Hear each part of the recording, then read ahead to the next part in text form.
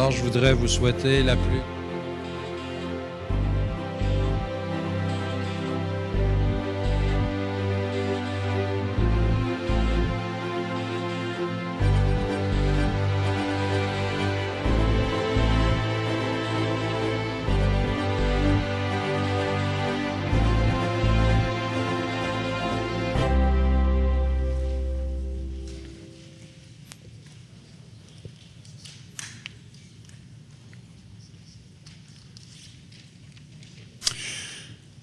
Viens, Esprit Saint,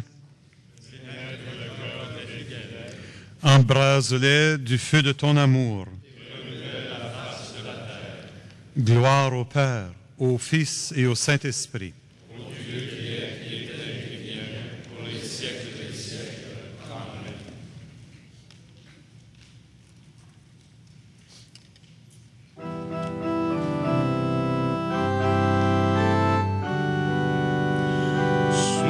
Prévisible, Esprit de Dieu, vent qui fait revivre, souffle de tempête, ouvre nos fenêtres, Dieu, Esprit de vérité, brise du Seigneur, Esprit de liberté, passe dans nos cœurs. Esprit de vérité, brise du Seigneur. Esprit de liberté, passe dans nos cœurs. Flamme sur le monde, feu qui chasse l'ombre, flamme de lumière, viens dans nos ténèbres, de Dieu, Esprit de vérité, brise du Seigneur, Esprit de liberté, passe dans nos cœurs, Esprit de vérité, brise du Seigneur, Esprit de liberté, passe dans nos cœurs.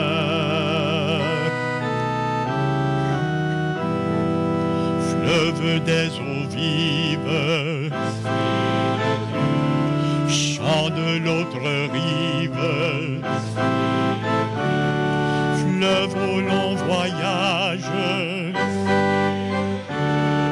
porte-nous au large, que Dieu, Esprit de vérité, brise du Seigneur, Esprit de vérité, passe dans nos cœurs, Esprit de vérité, brise du Seigneur, Esprit de liberté, passe dans nos cœurs.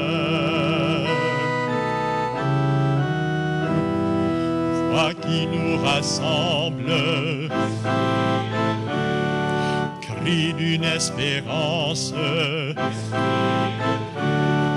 voix qui nous réveille,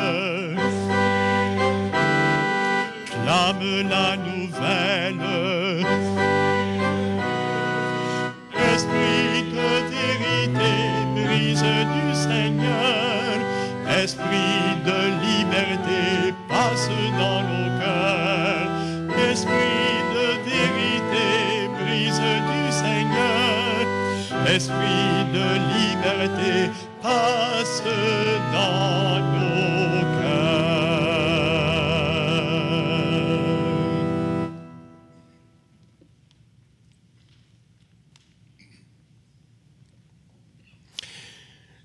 Lecture de la lettre de Saint Paul aux Romains.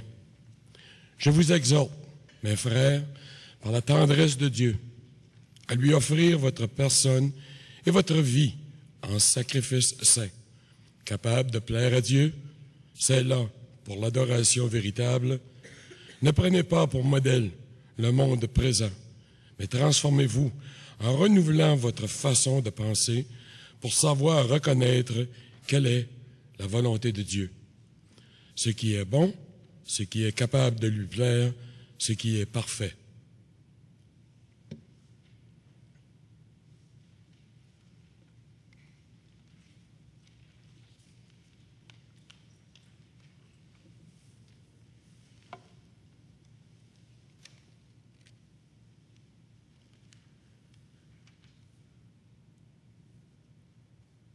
Tu nous as réunis en assemblée plénière, Seigneur notre Dieu, pour que nous cherchions ensemble ta volonté. Mets en nous le désir de ce qui est vrai. Tiens-nous dans ta lumière. Garde-nous dans un esprit de paix. Et quand nous aurons vu ce que tu demandes, aide-nous à l'accomplir d'un même cœur. Par Jésus-Christ, ton Fils, notre Seigneur, qui vit et règne avec toi et le Saint-Esprit pour les siècles des siècles. Amen. Bénissons le Seigneur.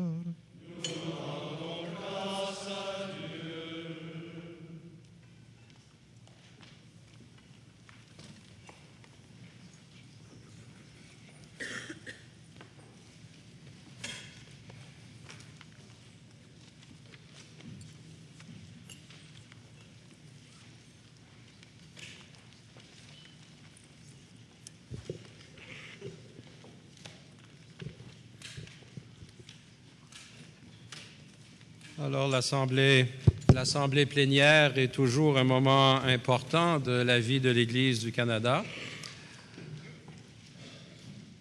Nous allons entreprendre nos travaux. Comme l'a mentionné Monseigneur Legat dans son homélie, c'est une opération que nous vivons dans la foi. Alors, nous demandons à l'Esprit du Seigneur de nous accompagner. Vous avez au numéro 1 l'ordre du jour. Est-ce qu'il y aurait des points à ajouter à cet ordre du jour?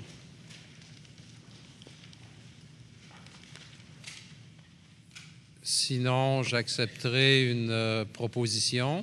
Monseigneur Prendergast propose et Monseigneur Simard appuie. Nous allons à l'adoption du procès-verbal de la dernière rencontre qui a eu lieu ici à Cornwall du 25 au 29 octobre 2010. Est-ce qu'il y a des corrections à faire dans le procès-verbal qui vous a été remis?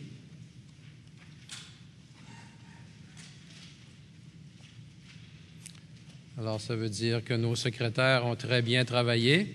On les remercie. Une proposition pour l'adoption, Monseigneur Gagnon, appuyé par Monseigneur Thévenot. Ce qui nous mène au point 3, les affaires courantes.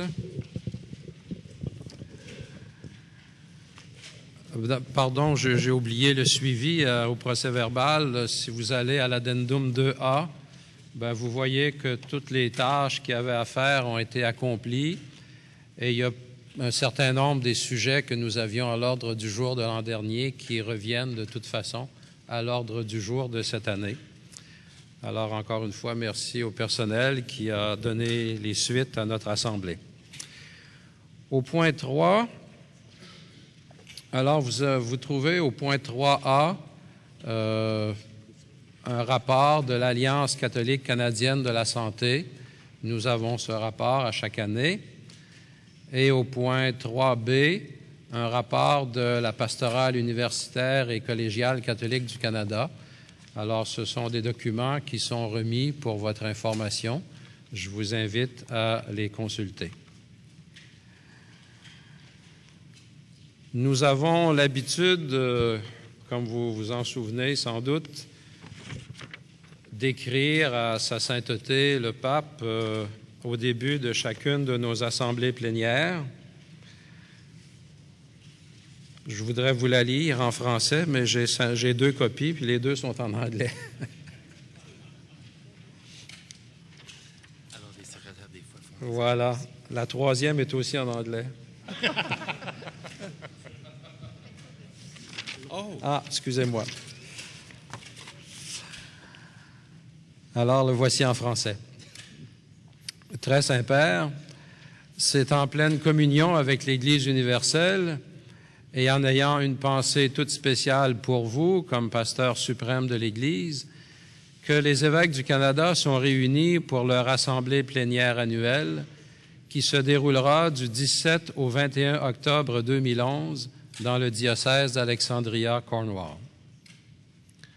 L'ordre du jour est particulièrement riche au plan pastoral, des périodes de discussion et de réflexion étant consacrées au dialogue écuménique, à la liberté et à la formation de la conscience, de même qu'à la nouvelle évangélisation.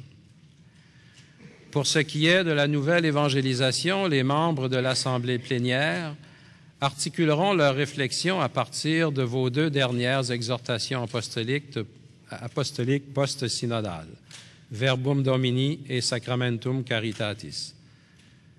L'Église de notre pays a beaucoup à faire pour ranimer la foi et rejoindre les personnes qui ignorent encore tout du Christ, Verbe de vie et agapé de Dieu.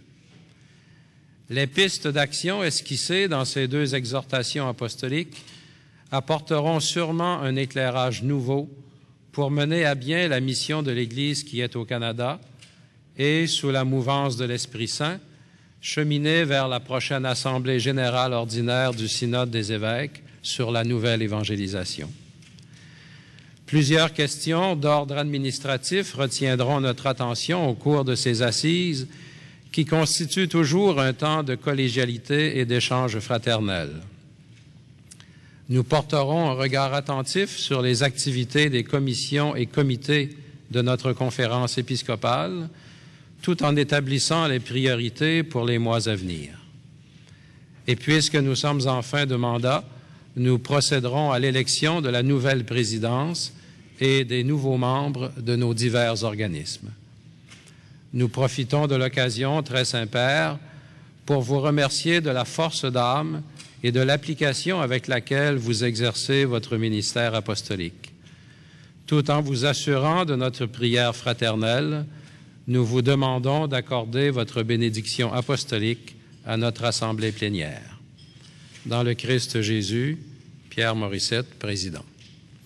Voilà, c'est la lettre que nous enverrons au pape.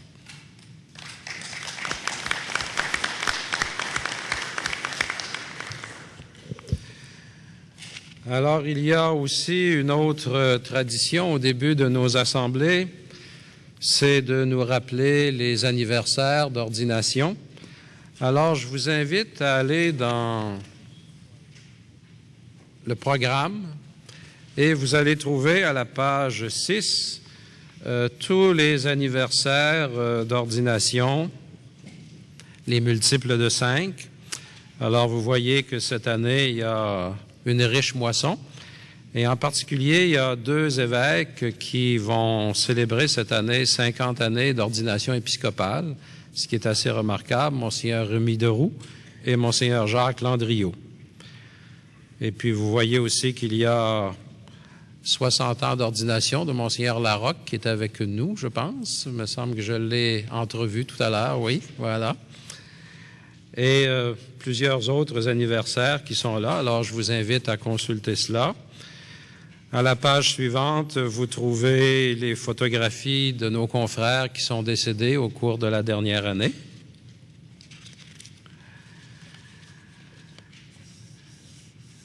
Je voudrais souligner la présence parmi nous de nombreux observateurs. Alors, je vais les inviter à se lever au moment où je les nommerai.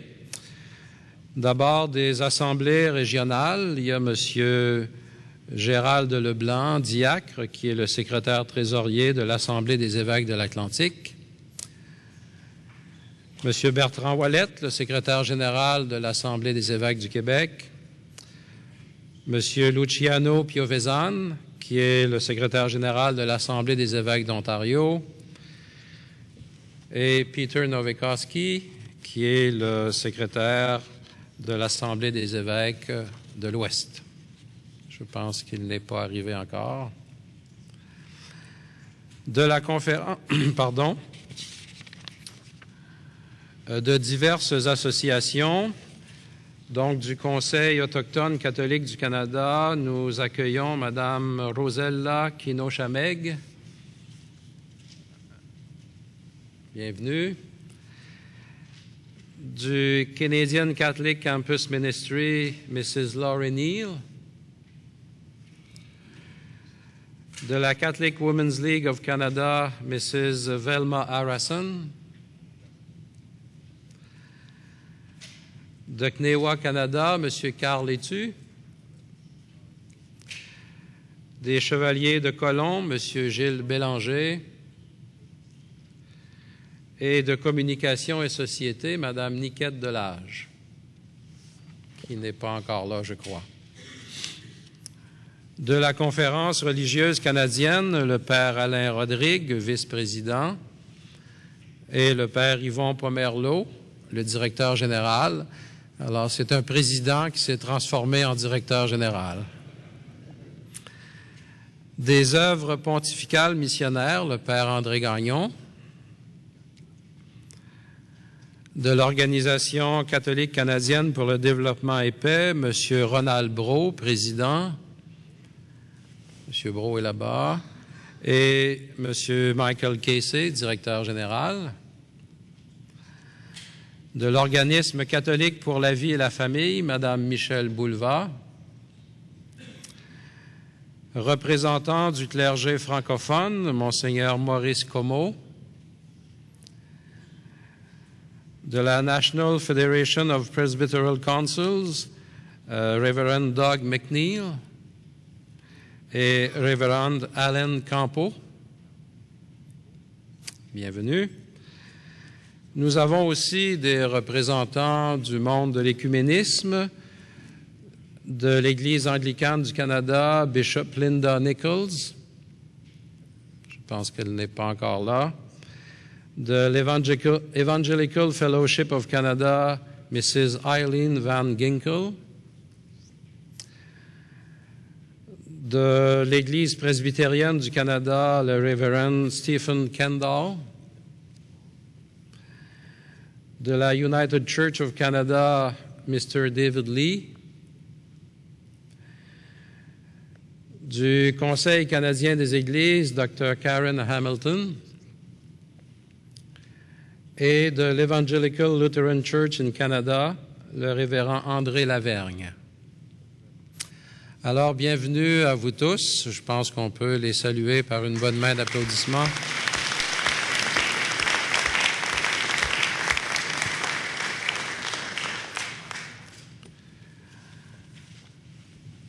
Et je pense que maintenant, nous sommes rendus au rapport du président.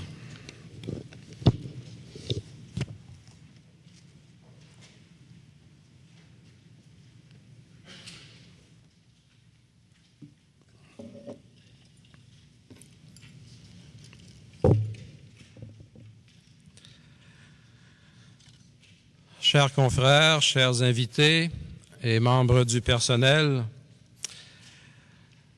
mon rapport de l'année dernière mettait l'accent sur l'évangélisation. Ce thème permettait de regrouper les points principaux à l'ordre du jour de la plénière de 2010 et plusieurs activités importantes de l'année qui l'avait précédée. Cette année, le fil conducteur qui traverse mon rapport est celui de la nouvelle évangélisation. C'est le bienheureux Jean-Paul II qui, dans les années 80 déjà, avait proposé à l'Église cette approche visionnaire. L'importance du projet devait trouver un écho au tournant du millénaire dans son invitation souvent reprise à avancer au large. La nouvelle évangélisation fera l'objet de l'Assemblée générale ordinaire du Synode des évêques l'an prochain, ainsi que de la prochaine rencontre des évêques de l'Église en Amérique. Cette année, pendant notre Assemblée, Monseigneur Lacroix, archevêque de Québec, animera une réflexion sur les lineamenta du Synode. Et un peu plus tard, pendant notre rencontre, vous élirez les délégués de notre conférence que le Saint-Père nommera ensuite officiellement au Synode. Nous pouvons déjà cerner un certain nombre d'éléments qui joueront un rôle déterminant dans la mise en œuvre de la nouvelle évangélisation. Ils se fondent sur l'expérience de l'Église au cours des dernières générations et ressortent également à l'évidence de nos expériences d'Église au niveau universel, national et diocésain. Ces mêmes éléments se retrouvent dans les documents du magistère depuis le Concile Vatican II, comme l'indiquent les deux textes qui accompagneront notre assemblée plénière de cette année, Sacramentum Caritatis et Verbum Domini. Le rapport que je vous présente voudrait mettre en lien quelques-uns de ces éléments pour vous donner un aperçu du travail de notre assemblée plénière au cours de la semaine.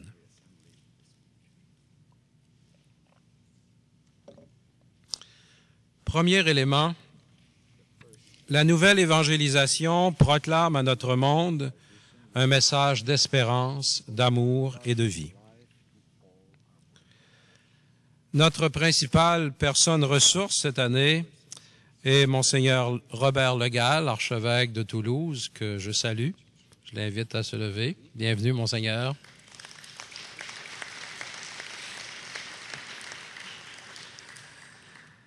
Il nous parlera des exhortations post-synodales du pape Benoît XVI, Sacramentum Caritatis et Verbum Domini. Chacun de ces deux documents expose, sous un angle différent, des thèmes qui offrent de solides fondations à la nouvelle évangélisation. Verbum Domini affirme au numéro 91 « Ce que l'Église annonce au monde est le logos de l'espérance. L'homme a besoin de la grande espérance pour vivre son présent, la grande espérance qui est Dieu, qui possède un visage humain et qui nous aima jusqu'à la fin. » Pour sa part, Sacramentum Caritatis rappelle au numéro 84 que nous ne pouvons garder pour nous l'amour que nous célébrons dans ce sacrement. Il demande, de par sa nature, à être communiqué à tous. Nous aussi, nous devons pouvoir dire à nos frères avec conviction ce que nous avons contemplé, ce que nous avons entendu, nous vous l'annonçons à vous aussi, pour que vous aussi, vous soyez en communion avec nous. Fin de la citation. Deuxième élément, la nouvelle évangélisation montre que nous allons de l'avant et elle nous donne les moyens de le faire. Le culte spirituel dans le Christ doit entraîner un changement dans notre manière de vivre et de penser. C'est une citation de Sacramentum Caritatis. Et le Verbe de Dieu, nous dit Verbum Domini, nous engage en tant que destinataires et messagers. Les enfants et les jeunes sont le signe que la société va de l'avant. Ils sont aussi la force qui fait changer la société. Mais pour aller de l'avant, il faut le courage et la détermination de reconnaître et d'éviter les erreurs du passé. Les actions et les omissions de certains évêques ont parfois miné l'espérance dans notre Église et dans notre monde. Notre assemblée plénière de cette année va revenir sur la question des abus sexuels. Vous serez informés par le Comité permanent de droit canonique de la façon dont il entend donner suite à une demande du cardinal Leveda, préfet de la Congrégation pour la doctrine de la foi, demande faite à toutes les conférences épiscopales afin que celles-ci revisent leur politique et leurs protocoles de sorte que nos églises et nos communautés soient vraiment des milieux sécuritaires. Par ailleurs, nous entendrons Monseigneur Mancini et Monseigneur Fabro nous parler de leur participation au colloque organisé tout récemment par l'Université McGill colloque qui avait pour thème « Traumatisme et transformation, l'Église catholique et la crise des abus sexuels ». Il y aura aussi un rapport de Monseigneur Daniels à propos d'une réunion d'évêques anglophones tenue un peu plus tôt cette année à Rome sur la protection des enfants, des jeunes adultes et des adultes vulnérables. En outre, nous avons tenté d'inviter un conférencier des États-Unis pour nous parler des dernières études faites au John Jay College of Criminal Justice de l'Université de la ville de New York. Ces analyses poussées montrent que l'Église là-bas n'a pas fait pire que d'autres institutions sociales pour prévenir les abus sexuels ou pour y réagir. La question qui nous préoccupe toutefois, c'est de savoir pourquoi l'Église n'a pas fait mieux que le reste de la société. Nous avions invité le secrétaire général de la Conférence des évêques catholiques du Canada à venir nous parler de ce rapport. Malheureusement, il a dû se décommander à la dernière minute. Troisième élément, la nouvelle évangélisation inclut un renouveau de notre engagement pour la justice et la charité, et elle relie étroitement justice et charité.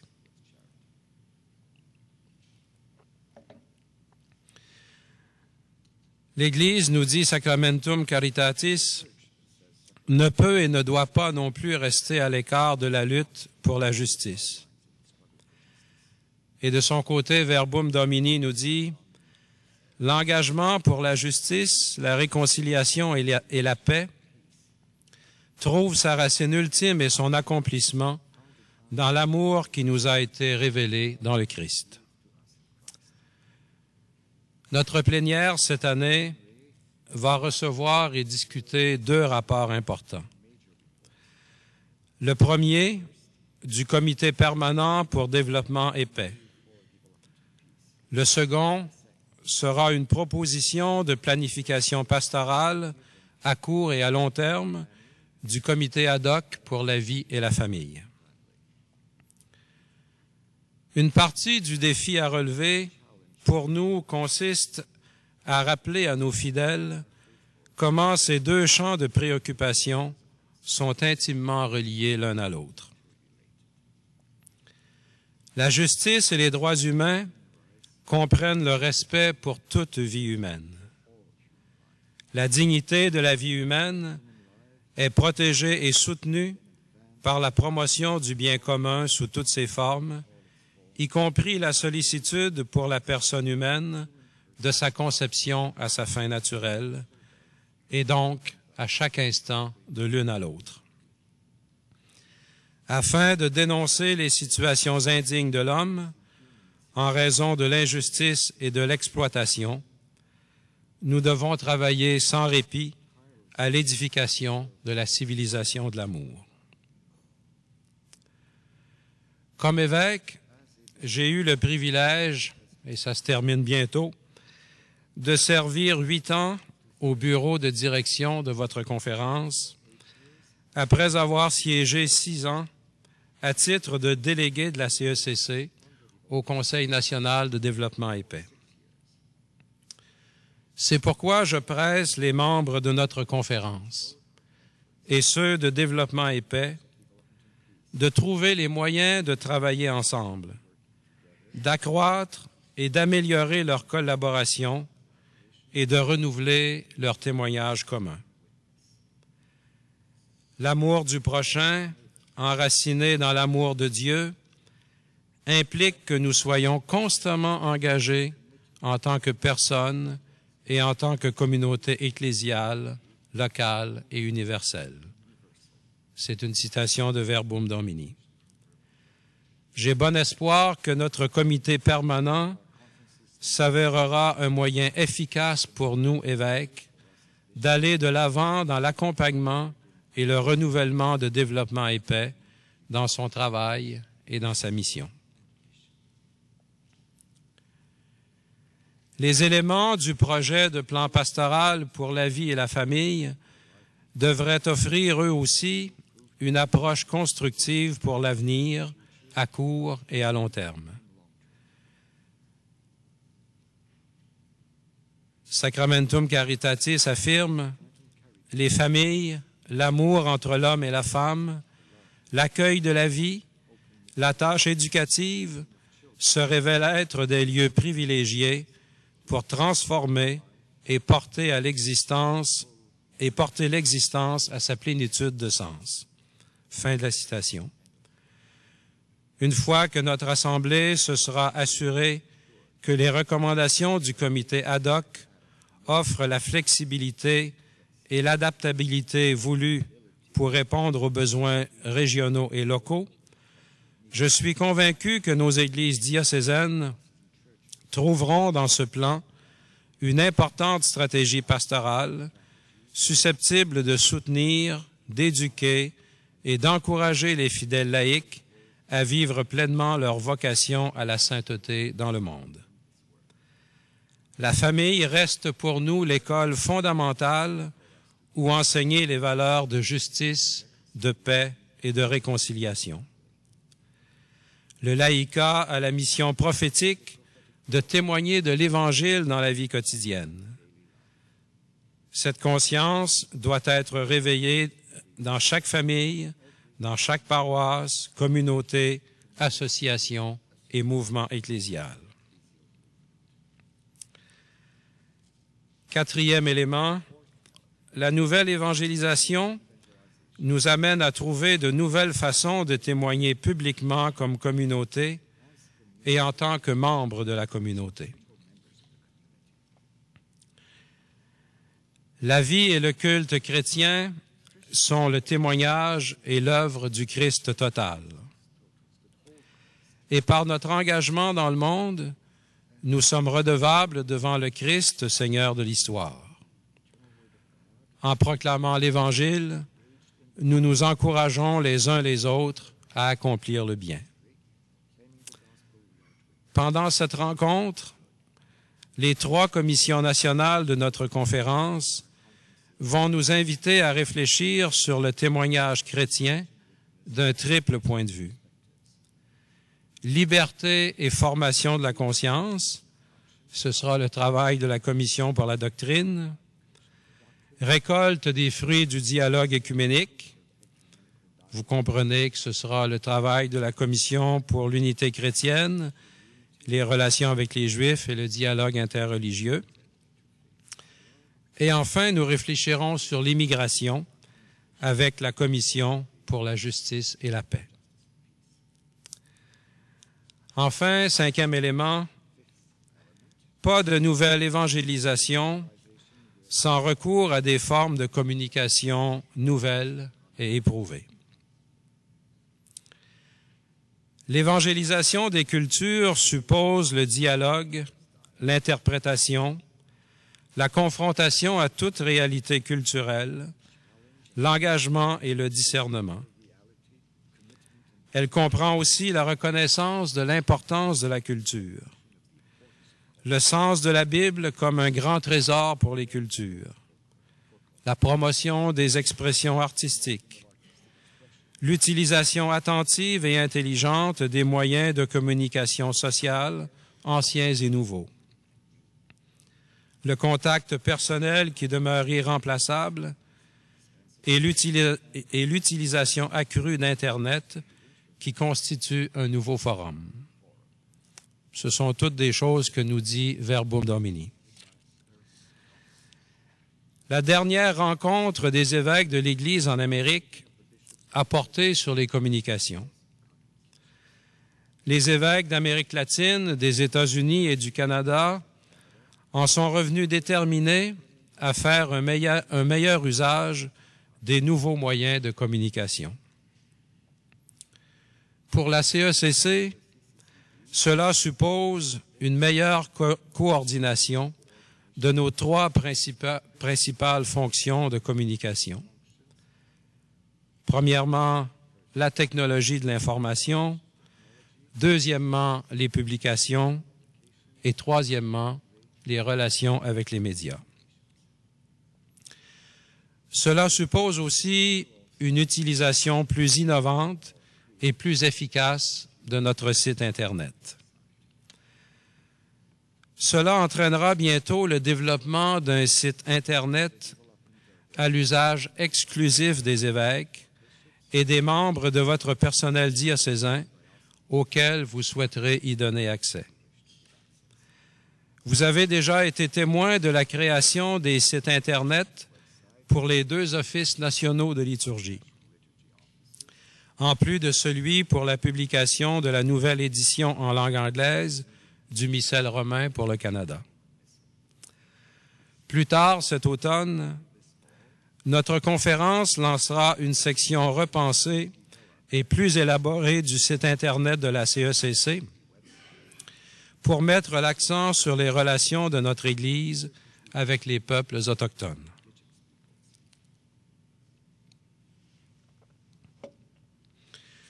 Au cours de la dernière année, notre conférence a procédé à une mise à jour en achetant et en louant pour 250 000 $ d'équipements et de matériel informatique, en plus d'engager un nouveau spécialiste en informatique. Notre secrétaire général, Monseigneur Powers, est bien décidé à nous faire vivre un jour une plénière sans papier. C'est un gros projet. Surtout dans l'Église, mettre le papier de côté dans l'Église, très difficile. Mais il est bien décidé et il compte nous encourager à une utilisation plus fréquente et plus judicieuse de la vidéoconférence pour toutes nos réunions. Vous remarquerez aussi cette année la présence parmi nous et pendant toute la semaine de télévision Sel et Lumière. Elle diffuse en continu le présent rapport, ainsi que nos célébrations liturgiques quotidiennes et quelques autres temps forts de notre assemblée plénière. La chaîne Sel et Lumière réalisera des entrevues avec plusieurs d'entre vous au cours des prochains jours. Elle nous a aussi généreusement fourni plusieurs vidéos d'événements marquants de la vie de l'Église dans notre pays.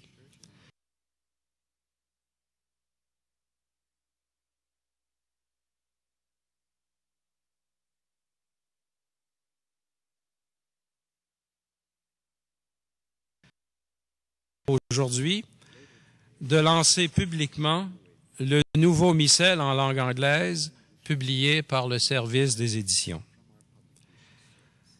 Cet après-midi, le nonce apostolique au Canada recevra un exemplaire spécial de la seule version du missel que le Saint-Siège et les évêques du Canada aient approuvé pour notre pays. Plus tard cette année, le Saint-Père recevra lui aussi son propre exemplaire de notre missel. Ce sera à l'occasion de la visite de la présidence à Rome. Ce lancement du missel en anglais et la poursuite des travaux de révision de la traduction en français du Missale Romanum sont autant de façons pour les catholiques de notre pays de reconnaître et de réaffirmer, citation, l'influence bénéfique que la réforme liturgique réalisée à partir du Concile Vatican II a eue pour la vie de l'Église. Sacramentum Caritatis. L'utilisation accrue des nouveaux moyens de communication permet aux fidèles de tous les pays de prendre conscience de l'importance que peut avoir pour l'Église la rencontre de leurs évêques en assemblée plénière. Mais nous espérons aussi que chacun de nous, dans son propre diocèse, manifestera plus d'audace et de créativité dans l'utilisation des nouveaux médias et des autres moyens de communication à la page. Et celui qui vous le dit est conscient qu'il a besoin lui-même d'une très grande conversion. Je suis loin d'être celui qui est le plus avancé là-dedans. Ce sont là des ressources importantes, non seulement pour l'entretien de nos communautés, mais aussi pour une nouvelle écoute de la parole de Dieu et une nouvelle évangélisation. Maintenant, quelques lignes sur ce que nous avons fait au cours de la dernière année. Une bonne partie du travail accompli par le Conseil permanent et le Bureau de direction au cours de la dernière année a eu pour objet le suivi de vos échanges de la dernière plénière ou la préparation de la présente rencontre. On y a traité notamment de la création du Comité permanent pour développement et paix, en plus de réfléchir à quelques questions qui se sont posées récemment à propos des rapports entre notre conférence et cet organisme.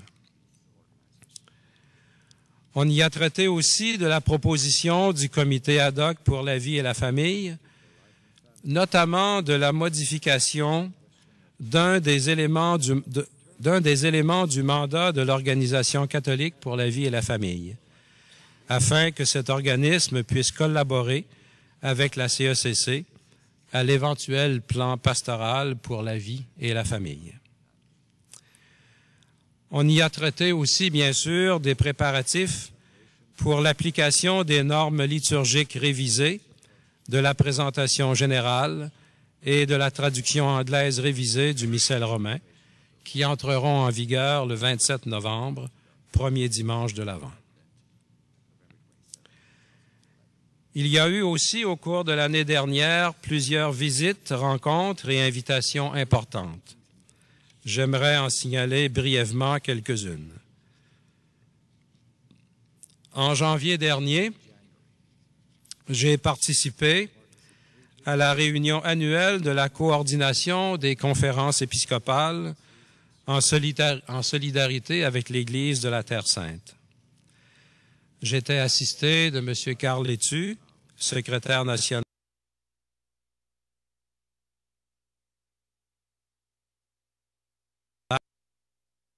qui vivent en Terre Sainte. Je recommande donc que notre conférence continue de participer à ces réunions.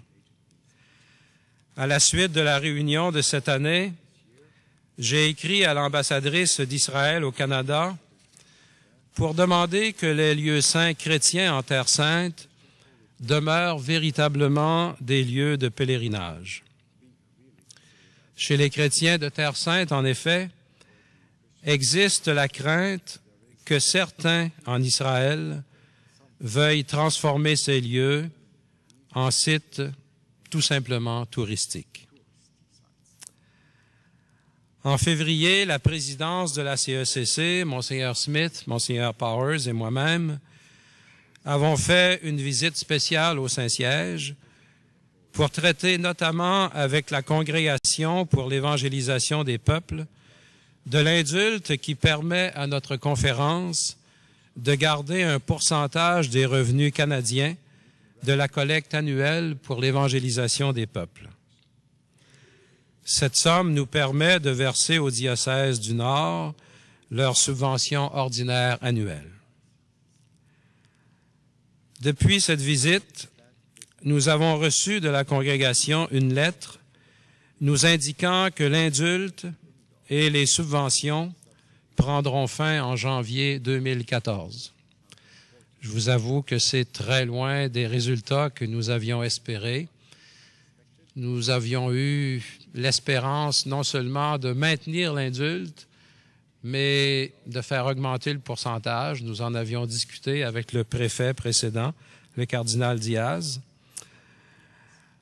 Alors la présidence, lors de sa visite en novembre, devra revenir à la charge et reprendre les discussions, je dirais, à partir de la base et expliquer, je pense, avec beaucoup de précision pourquoi nous avons besoin de cet indulte au Canada.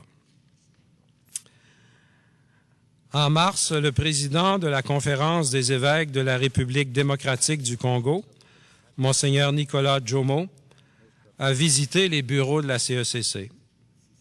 Chacun de vous avait reçu une copie de sa lettre remerciant notre conférence et développement et paix pour l'aide apportée à son pays. Monseigneur Ebacher et Monseigneur Powers ont reçu Monseigneur Jomo et je l'ai moi-même rencontré à Saint-Jérôme quelques jours plus tard.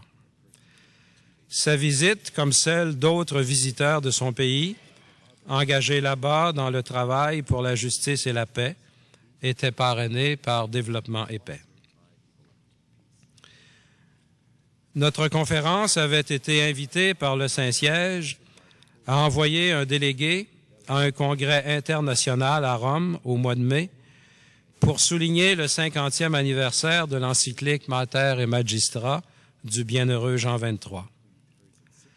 Monseigneur Fournier de Rimouski a bien voulu accepter d'y aller. Nous sommes reconnaissants à l'Assemblée des évêques catholiques du Québec qui nous a aidés à prendre les arrangements nécessaires. Comme vous le savez tous très bien, il n'est pas toujours facile pour les évêques de réaménager leur agenda afin de participer à des événements de ce genre. En juillet dernier, Monseigneur Smith a participé à une rencontre internationale au Palais de Lambeth, en Angleterre, pour discuter de la situation des chrétiens en Terre Sainte. L'invitation faite à notre conférence venait de l'archevêque de Canterbury et de l'archevêque de Westminster. Toujours en juillet, Monseigneur Powers et moi-même, nous sommes rendus au quartier général suprême des Chevaliers de Colomb à New Haven et en août, nous avons participé au congrès suprême du mouvement à Denver. Notre conférence est très reconnaissante aux Chevaliers de Colomb pour leur aide et leur appui généreux. En août, le directeur général de Sel et Lumière, le père Thomas Ruzicka, a coordonné l'aide fournie à 5000 jeunes pèlerins canadiens et à plus de 22 évêques du Canada qui ont participé à la Journée mondiale de la jeunesse à Madrid. Le père Ruzicka répondait ainsi à une demande de notre bureau de direction. Comme toujours, il s'est montré efficace et généreux en offrant son aide et celle de son personnel.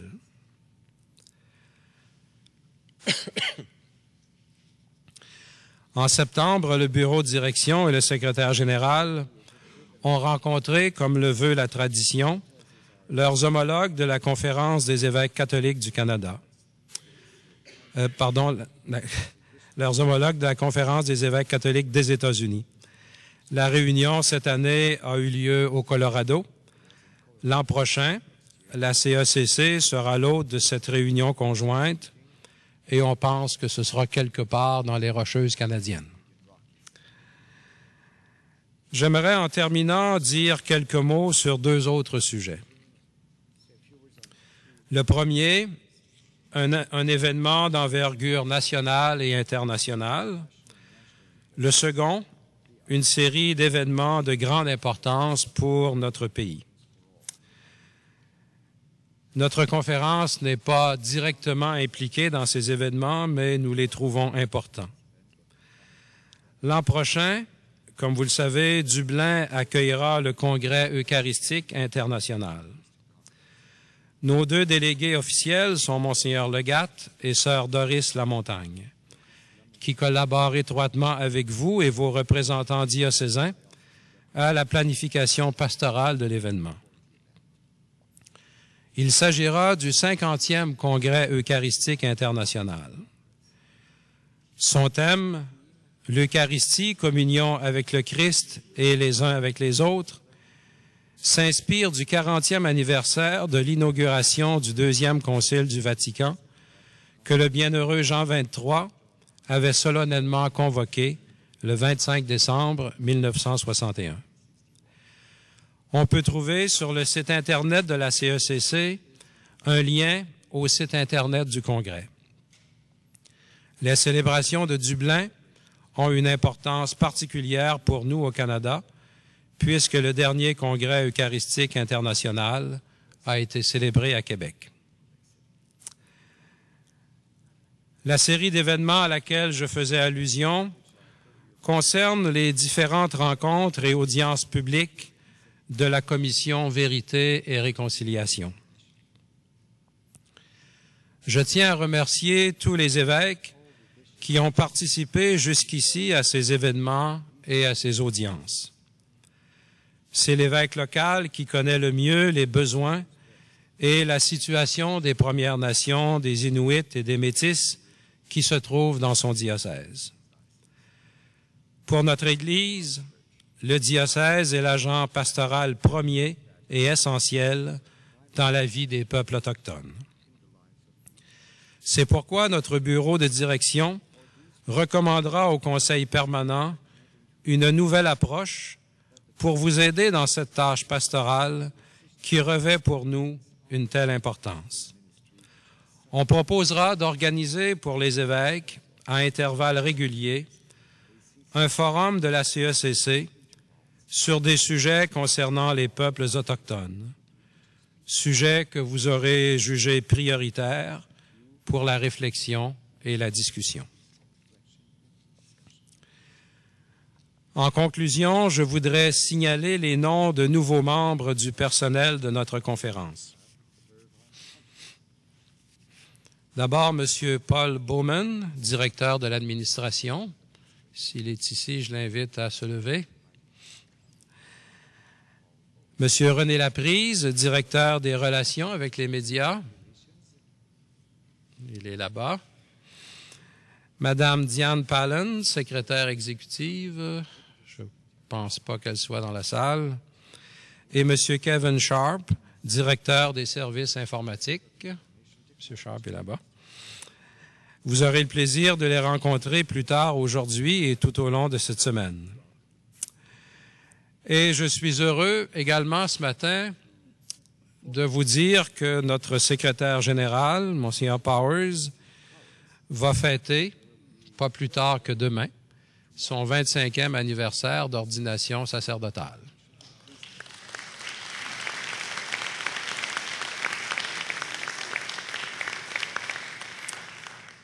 Je pense que nous trouverons le moyen de célébrer cette date importante et de le remercier pour son dévouement. Il y a 2 ans, à la réunion de l'Assemblée plénière pendant laquelle vous m'avez élu président, je soulignais l'unité remarquable de notre conférence dans le contexte biculturel qui est le nôtre. L'histoire de notre pays bilingue et multiculturel nous a façonnés. Et elle est pour nous une occasion d'ouverture à ce qui est différent, à ce qui est autre. Nous sommes en mesure, et à un niveau étonnant, de rechercher et de préserver l'unité sur l'essentiel, tout en autorisant la diversité là où elle est nécessaire. Le pape Benoît, au numéro 7 de Verbum Domini, parle de la symphonie à plusieurs voix qu'interprète l'Église en faisant ressortir les sens différents et l'unité de la parole de Dieu. Sacramentum Caritatis, au numéro 31, nous rappelle qu'à chaque Eucharistie, nous célébrons la joie de la communion des saints et la réponse de Dieu dans l'humanité tout entière et en définitive dans la création elle-même. Puisse cette assemblée plénière nous aider à donner ce témoignage symphonique de joie et d'unité fraternelle. Merci.